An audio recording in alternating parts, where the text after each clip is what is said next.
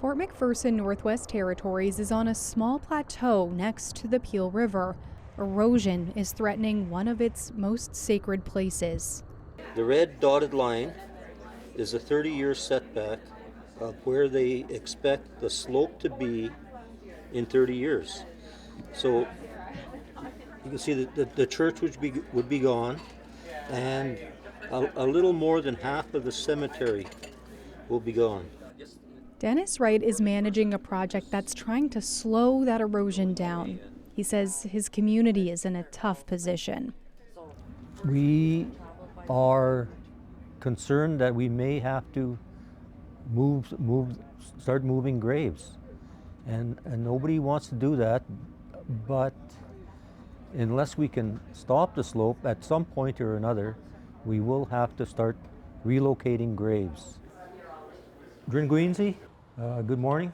Wright spoke about his community's plight at a riverbank erosion workshop in Yellowknife earlier this month.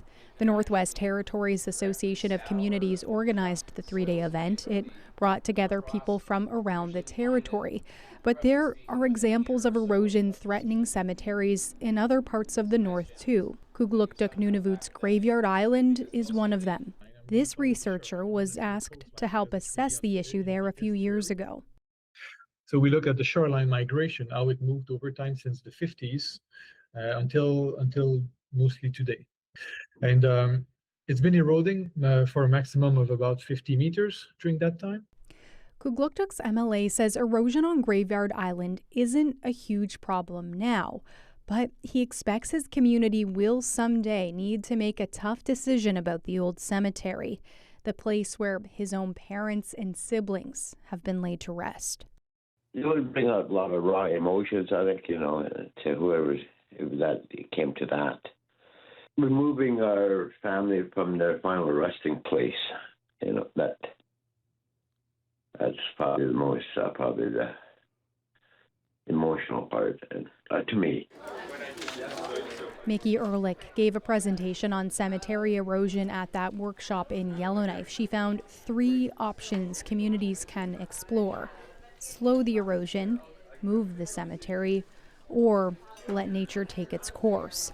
She's also excited about work that's being done about erosion more broadly in the Yukon. The territorial government there is starting a shoreline erosion project where they want to develop guidance because they also are experiencing a gap in expertise and capacity to address it.